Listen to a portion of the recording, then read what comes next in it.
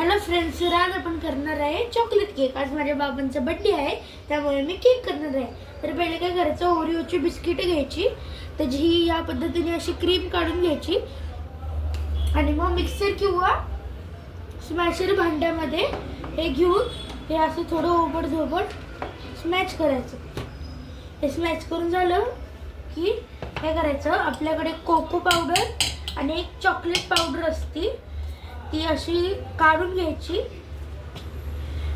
तर आता काय करायचं, हे असं म्हणजे ही अशी पावडर हे केली दोन्ही. मग त्याच्यामध्ये आपण जे स्मॅश केलेले ओरिओ आहेत तुम्ही बघू शकता, एकदम असे पावडर पण नाही, असे ओबड-धोबड करून घ्यायचे.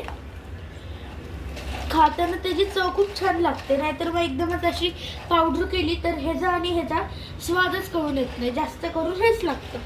त्यामुळे आपल्याला ओरिओ फ्लेवर करायचं, त्यामुळे आपण हे बिस्किट यात घालूया. आता काय करायचं, गार दूध घ्यायचं आणि मग ते यात घालून असं चांगलं नीट असं त्याचं बॅटर करून घ्यायचं आणि मग फेटून घ्यायचं. असं ते एकसारखं एकसंध व्हायला पाहिजे, एकजीव व्हायला पाहिजे त्याच्यात, मग आपला केक पण छान होतो. असं नीट असं ढवळून घ्यायचं, हलवून घ्यायचं.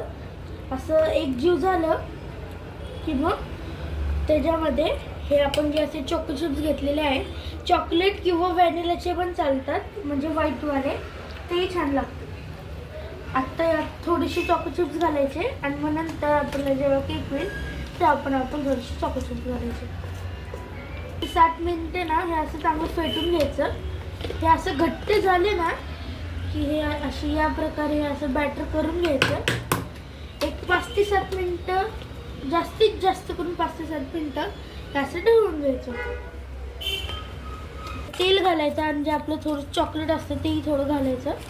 तर मग ते आणि ह्याच्या खाली आपण हा बटर पेपर पण लावलाय.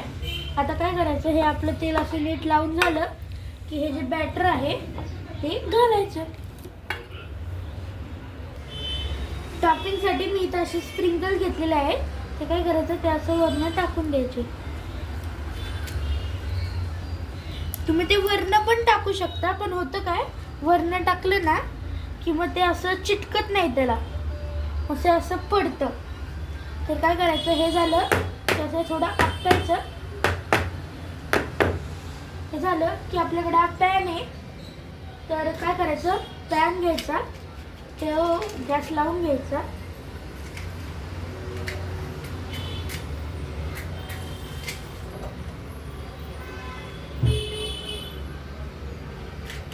आता हे असं हे झालं, हे आपलं बॅटर तयार झालेलं आहे.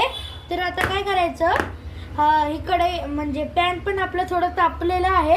आता काय करायचं, हे जे आहे ना भांडं, ते यात ठेवायचं असं, आणि मग त्याच्यावरती हा जो पॅनचं झाकण आहे ते ठेवायचं आणि एक 5 ते 10 मिनिटं मस्तपैकी केक हे होऊन द्यायचा, वाफ काढून घ्यायची त्याची.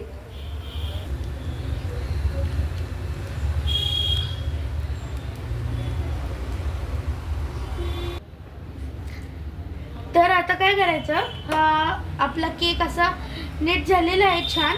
तुम्ही बघू शकता, एकदम तो असा फुलून वर आलेला आहे. हे बघा, तुम्ही बघू शकता, एकदम असं फुलून वर आलेला आहे